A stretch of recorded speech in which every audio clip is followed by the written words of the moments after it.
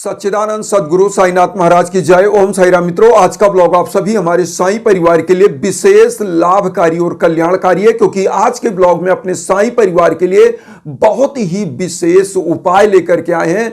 जब आपके घर परिवार पर तंत्र मंत्र की बाधा कर दी गई हो, जब आपके भाग्य को बांध दिया गया हो, जब आपके घर परिवार में गृह बाधा कर दी गई हो, जब आपके परिवार में शत्रु बाधा कर दी गई हो, ऐसे समयों में आपके घर परिवार का दुर्भाग्य स्टार्ट हो जाता है। क्योंकि जब आपके घर की ऊर्जा को बांध दी जाती है, आपके भाग्य को बांध दिया जाता है, तो होता क्या है, आप सोना भी छूते हो वह मिट्टी हो जाता है। क्योंकि पुरातन समय में देव ऋषि भी नकारात्मक ऊर्जा और सकारात्मक ऊर्जाओं को मानते थे। नकारात्मक ऊर्जा जो होती है वह विखंडनकारी ऊर्जा होती है, और सकारात्मक जो ऊर्जा होती है वह निर्माणकारी ऊर्जा होती है। विखंडनकारी ऊर्जा क्या होती है आप जानिए। जब आपके घर परिवार पर तंत्र मंत्र की बाधा कर दी जाती है, आपके घर की ऊर्जा को बांध दिया जाता है और आपके भाग्य को बांध दिया जाता है, कोख को बांध दिया जाता है, तो होता क्या है, जब घर की ऊर्जा को बांधा जाता है तो ऐसे घरों में वास्तु दोष क्रिएट हो जाता है। ऐसे घरों का अन्न जल दूषित हो जाता है, क्योंकि तंत्र मंत्र की बाधा, भूत पिशाच प्रेत और टोने टोटके की जो बाधा होती है, या विखंडनकारी बाधा होती है, या करती क्या है, या नकारात्मक ऊर्जा आपके घर परिवार का हंसता खेलता परिवार धीरे धीरे बर्बाद होने लगता है। क्योंकि उस छत के नीचे होता क्या है, केवल नकारात्मक ऊर्जाएं निवास करने लगती हैं, क्योंकि वह संचालित कर दी जाती है नकारात्मक ऊर्जा वहां पर। अब यहां पर देखिए, जब भाग्य की बाधा करी जाती है किसी व्यक्ति के ऊपर, तो होता क्या है, यह नकारात्मक ऊर्जा उसके दुर्भाग्य को जन्म देता है। आप सोने को भी छूते हैं तो वह मिट्टी हो जाता है। किसी कार्य में आप हाथ डालते हैं तो वहां असफलता ही मिलती है।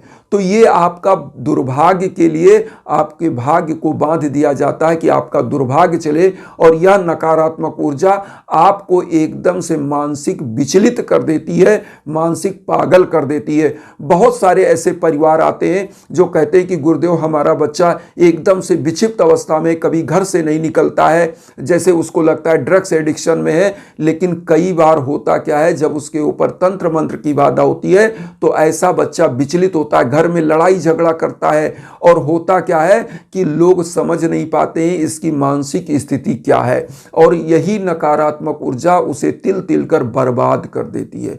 तो एक तो यह दुर्भाग्य के लिए किया गया बाधा है। अब जब आपके घर की ऊर्जा को बांधी जाती है, तो ऊर्जा को बांधी जाती है, कोख को बांध दी जाती है, तो कोख को जब बांधी जाती है तो क्या होता है आप समझिए।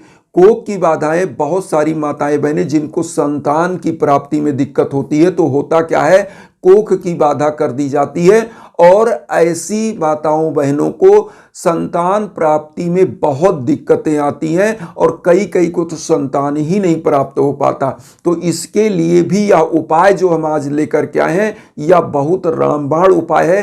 कोई भी डाकनी साकनी पिचासनी तंत्र मंत्र जादू टोना कोई भी घर में अगर किया गया है तो इस उपाय से दूर होगा। और उसके बाद जो हम दिव्य हवन के बारे में आप लोगों को बताते हैं कि जब आपके घर परिवार पर कोई भी बाधा कर दी जाए तो अपने नाम गोत्र पर संकल्प कराकर यज्ञ याजन हवन पूजन जरूर कराना चाहिए, क्योंकि इससे क्या होता है, नकारात्मक ऊर्जाएं दूर होती हैं। तो यहाँ पर आप लोगों को इसीलिए हम इंस्टाग्राम का लिंक तो देते ही देते थे, अब हम आपको व्हाट्सएप नंबर भी देते हैं जो स्क्रीन पर बीच बीच में वीडियो के रहता है। आप वहां से हमारा नंबर ले सकते हैं, इंस्टाग्राम का जो है लिंक ले सकते हैं। किसी भी प्लेटफॉर्म पर आप हैं तो इजीली आप मैसेज कॉल जो भी कर सकते हैं करें। आइए जानते हैं जो आप घरों में उपाय कर सकते हैं उसे कैसे किया जाए। देखिए, जब आपके घर में इस प्रकार की नकारात्मक ऊर्जाएं करी गई हों, तो सकारात्मक ऊर्जा प्राप्त करने के लिए जो आज हम उपाय लेकर के आए, इसको 2 टाइम करना है, और किसी भी दिन इसको कर सकते हैं, कोई दिन इसका डिसाइड नहीं है। देखिए, आपको 2 टाइम कब करना है। पहला, ब्रह्म मुहूर्त में, अर्ली मॉर्निंग 4 बजे से 6 बजे के बीच में, और दूसरा गोधूल बेला के बाद, मतलब 5 से 6 बजे के बाद, मतलब 6 से 7 बजे के बीच, 8 बजे की 11-12 बजे रात तक आप पूजा कर सकते हैं। और सुबह के टाइम जो पूजा होता है, ब्रह्म मुहूर्त का पूजन सबसे विशेष माना जाता है, क्योंकि जो पृथ्वी होती है इसका वातावरण स्वच्छ होता है और पृथ्वी पर समस्त देव देवताएं यहां पर उस समय धरातल पर होते हैं, उनकी सकारात्मक ऊर्जा इस पृथ्वी पर होती है। तो होता क्या है, हमको तो नकारात्मक ऊर्जा हटाना है और सकारात्मक ऊर्जा प्राप्त करना है, इसलिए ब्रह्म मुहूर्त का बेला बहुत ही अच्छा है। और जो गोधूल बेला के बाद पूजा इसलिए की जाती है कि गोधूल बेला में क्या होता है कि उस समय कोई भी पूजा पाठ, बच्चों की पढ़ाई लिखाई या किसी भी प्रकार का अध्ययन अध्यापन नहीं किया जाता है पुरातन समय से। तो गोधूल बेला के बाद आप क्या करें, इस उपाय को करेंगे। अब उपाय समझिए क्या क्या लेना है, कैसे करना है। देखिए, सबसे पहले आपको साईं चालीसा की कोई बुक ले लेनी है, एक उसको ले लीजिए।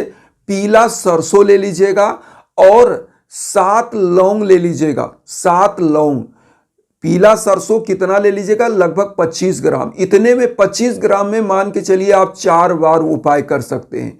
तो यह उपाय कोशिश करिए कि महीने में 2 बार तो जरूर कर दें। बहुत इजी उपाय है जो हम आज लेकर के आए हैं, महीने में 2 बार जरूर करें।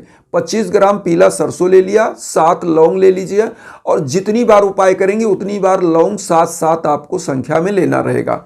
तो 7 लौंग ले लें। अब इसको 2 टाइम करना है तो आपको 14 लौंग लेना है, सुबह और शाम में करना है।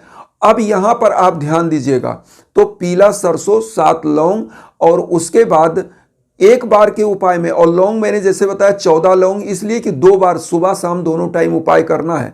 तो उसके बाद लौंग हो गया, आपको लेना है गुग्गुल और थोड़ा सा कपूर ले लेना है, एक मिट्टी का पात्र ले लेना है। अब यहां पर जैसा कि हमने बताया कि साईं चालीसा लेनी है, तो अब आपको करना क्या है, गुरुवार को अगर यह उपाय कर रहे हैं तो उस दिन घी का दीप प्रज्वलित करना है। अदर डेज में आप तिल का तेल या सरसों के तेल का दीप प्रज्वलित कर सकते हैं। तो मान लीजिए आप किसी दिन कर रहे हैं जिस दिन आप कोई भी सरसों का तेल या तिल का तेल जलाए हुए, तो इसमें, और घी का भी अगर गुरुवार को करें तब भी, जो आपने लौंग लिया इसमें से 2 लौंग ले लीजिएगा, दीप में डाल दीजिएगा। दीप को सबसे पहले आपको कैसे करना है, सबसे पहले सुबह ब्रह्म मुहूर्त में उठ जाएं तो सुबह नहा धो लें, एकदम से तन मन पवित्र करके, बाबा के प्रति सच्ची श्रद्धा रख करके और बाबा के शरणागत होकर के कि जो करेंगे बाबा ही करेंगे, ऐसी ध्यान करिए। और उसके बाद आपको करना क्या है, सबसे पहले नहाने धोने के बाद आप पीले आसन पर साईनाथ की मूर्ति को स्थापित करिए कि कोई साई सदगुरु हैं और सदगुरु की कृपा, जैसा कि कहा गया है, हरि रूठे गुरु ठौर है, गुरु रूठे नहीं ठौर। ईश्वर रूठ गया तो गुरु का शरण है, गुरु रूठ गया तो किसी का शरण नहीं है।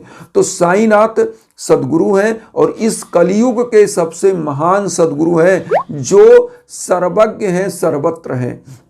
तो यह चीज मान करके सच्ची श्रद्धा से बाबा को पीले आसन पर स्थापित करिए, बाबा को पीला पुष्प अर्पित करिए, कुमकुम रोली चंदन, पीले कलर का अष्टगंध का चंदन हो तो उसको बाबा को लगाइए और शिरडी की ऊदी और अष्टगंध का वही चंदन स्वयं लगा लीजिए। उसके बाद आपको करना क्या है, एक बार साईं चालीसा का पाठ करना है और उसके बाद जो डेली की पूजा आप करते हैं, साईं चालीसा, साईं बावनी, 11 वचन, आरती वह सब कर लेंगे। जो आपने दीप प्रज्वलित किया है उसमें 2 लौंग पहले डाल दिया है, धूप बत्ती जला दिया है, 1 लोटे का जल रखिएगा, चारों तरफ छिड़क दीजिएगा, बाबा को नैवेद्य अर्पित कर दीजिएगा। नैवेद्य जरूर अर्पित करें सुबह शाम की पूजा में, जो है नैवेद्य में देखिए, अगर स्पेशल डेज की पूजा करें गुरुवार की तो इसमें पीला फल, पीला मिष्ठान विशेष पूजा करिए। और अदर डेज में जैसे डेली की पूजा में आप मिश्री किशमिश रखिए, ड्राई फ्रूट, और उसको बाबा का भोग लगा करके पूरे परिवार को वितरण करिए।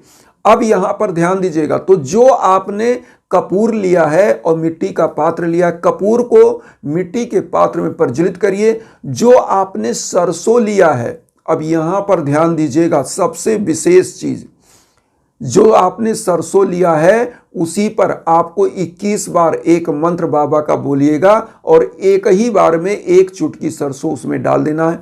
मंत्र क्या बोलना है, ओम सर्व मंगल कराय नमः, ओम सर्व मंगल कराय नमः। इस मंत्र को 21 बार बोलिएगा और उसमें पीला सरसों जलते हुए कपूर में डाल दीजिएगा। फिर आपने जो गुग्गुल लिया उसको धीरे से डाल दीजिएगा। 5 लौंग जो आपने लिया वो भी डाल दीजिए। कपूर थोड़ा सा ज्यादा मात्रा में रखिएगा जिससे यह सब प्रज्वलित होने लगे। यह एक प्रकार के धूनी का कार्य करेगा। और क्या करिएगा, पूरे घर में इस सरसों वाले जलते हुए दीप को एक थाली में रख करके कि हाथ ना जले, पूरे घर में इसका धुआं दिखाइए। इस सरसों को आप देखेंगे इसमें जलेगा जब तो पुट पुट की आवाज आएगी, क्योंकि इसमें दगेगा। जो नकारात्मक ऊर्जाएं होती है वह उसी के साथ भ्रष्ट होती चली जाएंगी।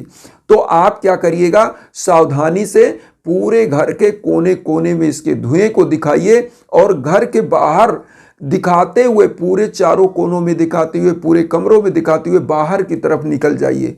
बाहर की तरफ जब आप निकल जाते हैं सभी नकारात्मक ऊर्जा बाहर चली जाती है और बाहर भी पूरे अपने दरवाजे पर जो है इसका धुआं दिखा दीजिए। और फिर इस जो जलते हुए इसको दीप को अगर बुझ गया या जल रहा है तो ला करके पूजा कक्ष में कहीं अच्छे स्थान पर रख दीजिए। ये उपाय 2 टाइम करिए। जैसे सुबह के टाइम आपने किया ऐसे शाम को भी नहा धो करके ही पूजा करें। और इसमें भी ऐसे ही 7 लौंग लेना है, 2 जो है दीप में डाल देना है और कपूर को प्रज्वलित करिए, गुग्गुल को प्रज्वलित, उसमें पीला सरसों डाल देना है। और इसी मंत्र को ओम सर्व मंगल कराय नमः मंत्र का 21 बार बोल करके शाम को करके और पूरे घर में दिखाइए और शाम को भी पूरे बाहर दिखाइए। और जो आपने बाबा के पूजा स्थान पर लौंग वाला दीप जलाया है सरसों के तेल का या घी का, इसको बाबा के पूजा कक्ष में आरती करके पूजा करके उसके बाद अपने घर के मुख्य दरवाजे पर स्थापित कर दीजिए। आपके घर में कभी भी नकारात्मक ऊर्जा आ नहीं सकती। और अगर किए कराए की बाधा है तो ऐसी बाधा अपने आप डिस्ट्रॉय हो जाएगी।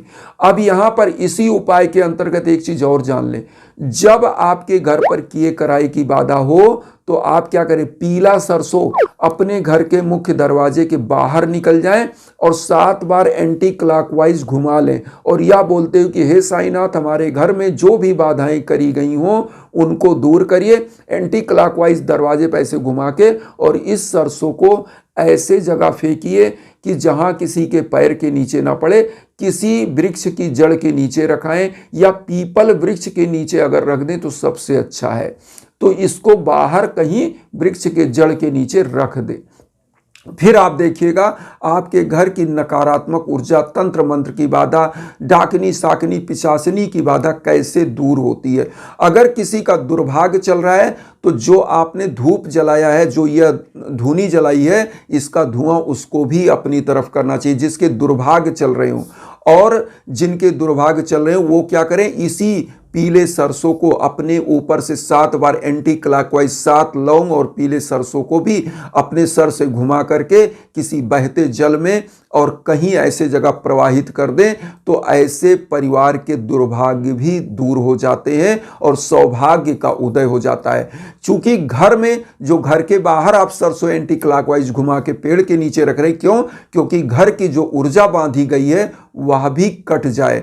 अब यहां पर दूसरा चीज, जिस माताओं बहन का कोख की बाधा करी गई हो वह क्या करें, यह धूनी जलाकर अपनी तरफ इसका धुआं जो है अपनी तरफ करें, पूरे घर में दिखाने के बाद, पूरी पूजा ऐसे करने के बाद, और अपनी तरफ करें। जिनको संतान प्राप्ति में दिक्कत हो रही है, निश्चित रूप से उनके ऊपर अगर कोई कोख की बाधा करी गई है तो वह भी दूर होगा और उनका कल्याण होगा। अब यहां पर हम एक चीज और बता दें, चूंकि यह छोटे छोटे उपाय जरूर करने चाहिए लेकिन यज्ञ याजन हवन पूजन भी जरूर कराना चाहिए। इसीलिए हम बार बार कहते हैं कहीं भटकने की जरूरत नहीं है। इसीलिए अब हम इंस्टाग्राम का आपको लिंक दे रहे हैं, व्हाट्सअप नंबर दे रहे हैं। बहुत सारी माताएं बहनें कहती थी गुरुदेव हम जो है इंस्टाग्राम नहीं चलाते, हमको व्हाट्सअप नंबर दिए, इसलिए व्हाट्सअप नंबर दे रहे हैं। तो कहीं मत भटकिए, आप हमारे इसी दोनों प्लेटफॉर्म पर कोई कॉल करिए, मैसेज करिए, निश्चित रूप से हम जवाब देंगे।